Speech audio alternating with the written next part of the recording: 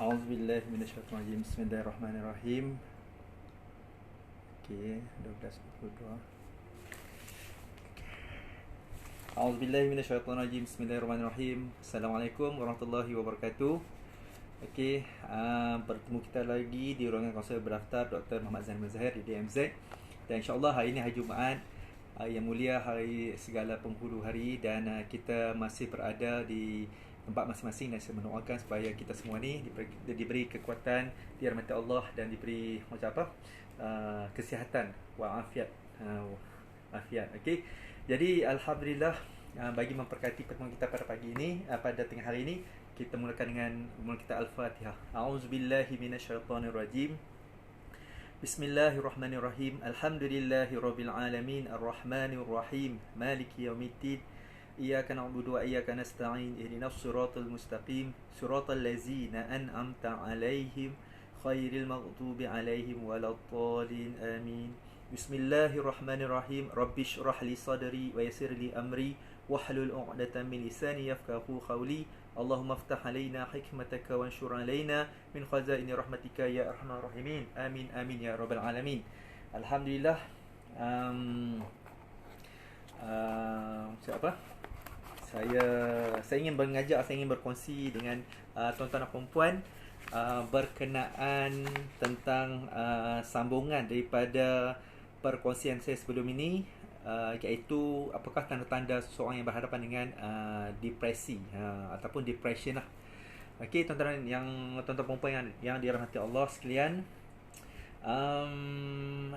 kita ada masa lagi untuk hari ini, hari Jumaat, macam apa, ada masa untuk kita solat Jumaat bagi yang lelaki, dan kita mendoakan supaya keadaan menjadi seperti biasa, seperti dulu, dan coronavirus ni, ujian-ujian yang kita terima ni memberi satu kekuatan untuk kita untuk terus macam apa, bersama dalam keyakinan kita dengan Allah SWT. Jadi tuan-tuan dan puan-puan yang berjaya sekalian, okey, saya tengok kat sini dulu. Okey, sekejap. Bring someone on camera. Okey, dapat ke tak dapat ni?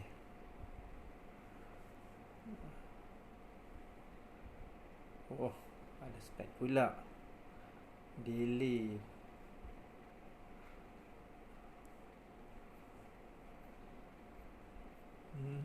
Macam-macam. Oh, alamak, cantik juga macam ni.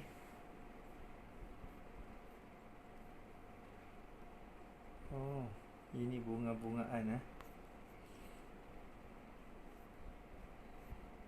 Sebenarnya ada banyak dia punya ni, kita rokai baru kita dapat. Wow, cantiknya. Okey, saya tak nak melengahkan masa. Okey, tuan-tuan dan puan-puan, pada sebelum ni saya membahaskan berkenaan tentang 7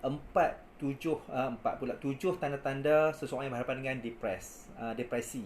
Yang pertama sekali, ingatlah tuan-tuan dan puan-puan, depresi yang pertama ni, okey, kita merasa diri tidak berguna. Seorang yang berhadapan dengan depresi, dia rasa macam hopeless. Hopeless maksudnya kat sini dia rasa macam tak syok, tak gembira. Yang kedua, hilang minat terhadap perkara yang biasa dilakukan, ataupun kita tidak ada hobi. Yang ketiga, rasa penat. Sebab apa? Penat ni dia susah untuk nak tidur. Kepenatan sehinggalah dia tak boleh nak tidur malam. Rasa macam anxiety, okey, kebimbangan, sampailah dada yang berdebaran. Dup. Itu, tapi duduk tu lain. Tapi maksudnya kalau kata ni dia debaran, dia rasa sampai dia rasa macam mengah. Itu, ini antaranya. Dan cepat melenting, emosi yang tak stabil. Yang keenam, susut berat badan, perubahan berat badan dia. Dan yang ketujuh adalah keinginan untuk mati, suicide. Dia rasa looking for death, bermaksud dia keinginan untuk rasa nak menamatkan riwayat. Ini antara 7 tanda-tanda ataupun simptom kepada orang yang berhadapan dengan depres. Tuan-tuan dan puan yang berkata sekalian, saya akan sambung lagi, ada 7 lagi. Antara orang yang berhadapan dengan tekanan yang melampau. Okey, tekanan yang melampau ni, tekanan ni bermaksud kalau tekanan demi tekanan ni dia memang rasa tertekan, tetapi yang melampau ni sampai rasa macam dah lose insting pada dirinya. Okey, kat sini yang ke-8 adalah tidak bertenaga atau nampak lesu. Dia tak bertenaga atau nampak lesu. Macam mana ni? Dia tak bernafsu. Lesu ni maksudnya dia hilang nafsu untuk makan. Dia rasa macam tak ada nak makan lah. Rasa macam tak ada selera untuk makan. Sebab apa? Dia rasa penat dari segi fizikal dan mental. Orang yang berhadapan dengan depres ni, dia letih dari segi dah lah fizikal. Fizikal ni kita punya anggota badan kita, malahan mental. Totally dalam macam apa, fisiologi tubuh badan kita ni, dia perlu ada satu penggerakan energize. Tetapi bila fizikal kita lemah, fizikal kita letih, bermakna mental kita pun letih. Mental kita letih, fizikal pun kita letih. Jadi orang yang tidak ada satu nampaknya lesu pada dirinya. Yang ke-9 adalah hidup dengan rasa penuh keraguan. Maksud dia macam mana tuan-tuan dan puan-puan? Tidak akan sesekali percaya pada orang sekeliling. Bila orang yang berhadapan dengan depres, dia tak nak bersosial. Dia lebih menyimpan perasaan. Dia lebih bersembunyi. Dia menyembunyikan dirinya ataupun dia lebih suka duduk dalam bilik seorang-seorang. Jadi, mana-mana ahli keluarga kita yang nampak macam suka duduk bilik seorang-seorang tu, tolong melawat dia, tolong buka pintu, buka tingkap bagi dia nampak kehidupan yang nyata. Kalau tak, kalau kita biarkan, bimbang perkara-perkara lain akan berlaku. Okey, seterusnya, yang ke-10 adalah mudah kecewa dan beremosi. Orang yang berhadapan dengan depres ni, apa yang berlaku adalah dia suka membesarkan perkara-perkara ataupun masalah-masalah kecil, walaupun kecil bagi kita tetapi besar bagi dia, dan dia akan menyalahkan orang lain. Lagi banyak kita bagi nasihat, lagi banyak dia akan memberontak. Lagi banyak kita bagi teguran, lagi banyak dia akan konflik. Lagi banyak kita nak melayan dia, maksudnya melayan ni dari segi nak berdiskusi lah dengan dia, lagi banyak dia rasa macam ditekan. Jadi berhati-hati apabila kita nak bercakap dengan orang yang berhadapan dengan emosi yang tak stabil ni. Okey, yang ke-11 adalah terlampau risau. Maksud terlampau risau kat sini tuan-tuan dan puan-puan, dia risau tentang semua perkara. Dia risau tentang perkara-perkara yang dia terlampau banyak sangat. Dia maksud kat sini ni, dia fikir tentang nak buat yang tu, nak buat yang ni, kalau tak siap yang ni, apa yang berlaku, nak buat yang ni, apa yang berlaku. Jadi dia rasa macam serba tak kena. Jadi dia risau tentang hari ini dan masa depan. Orang yang berhadapan dengan depres, risau sampai dia tak boleh kawal emosi. Dia suka berfikir yang bukan-bukan. Jadi yang ke-12 adalah kesedihan berpanjangan. Orang yang berhadapan dengan depres ni, apa yang dia sedih tuan-tuan perempuan? Dia rasa macam masalah dia ni, masalah yang membelenggu pada dirinya, dan dia rasa hilang harapan untuk teruskan hidup. Sedih berpanjangan ni maksudnya dia, seseorang yang rasa sedih berpanjangan ni, dia tak boleh nak kawal. Sedih, pasal duduk monyok seorang-seorang tengok sedihnya. Tanda-tanda yang paling bahaya sekali adalah dia tak nak menyimpan perasaan dia dan tak nak meluahkan. Okey, yang ke-13 adalah mula ada sifat tidak ambil peduli. Maksud kat sini, tidak mahu mendengar nasihat. Dia abaikan kerja dia abaikan keluarga dia, dan dia nak lari daripada masalah kehidupan. Jadi, orang yang berhadapan dengan depres ni tuan-tuan dan perempuan, dia akan tak mahu mendengar nasihat. Jadi, kalau kita bagi nasihat, dia rasa lebih tertekan. Jadi, nasihat, tetapi sebenarnya nasihat tu adalah baik. Tetapi baik bagi orang yang normal. Tetapi, kalau kita tengok orang tu berhadapan dengan tekanan, adalah eloknya kita lebih memahami diri dia. Okey, tuan-tuan dan perempuan. Yang ke-14, akhir sekali adalah rasa diri tidak cukup sempurna. Perasaan yang membimbangkan adalah tanda-tanda awal orang yang berhadapan dengan kemurungan. Dia rasa macam dirinya tak sempurna. Dia akan membandingkan dirinya dengan orang lain.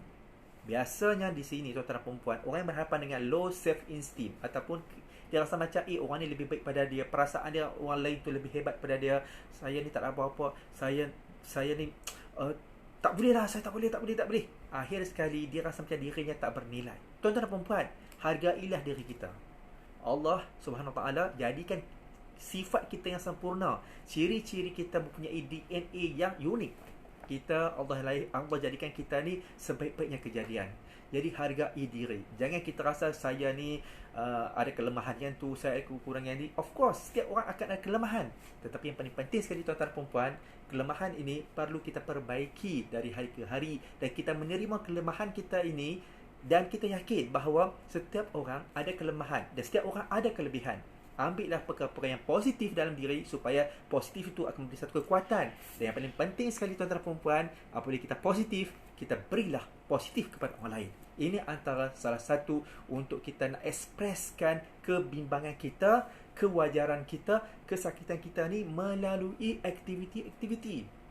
Antaranya adalah hubungilah sanak saudara, bertanya khabar. Yang penting sekali adalah apabila kita berhadapan, apabila kita dapati rakan-rakan kita ataupun saudara-saudara kita ni mempunyai simptom depres, tekanan ni, kita memahami dia dan kita bawa dia dengan ada kita bawa dia untuk meyakinkan dirinya, kehebatannya, kekuatannya supaya dia mempunyai satu aura yang positif dalam masa depan.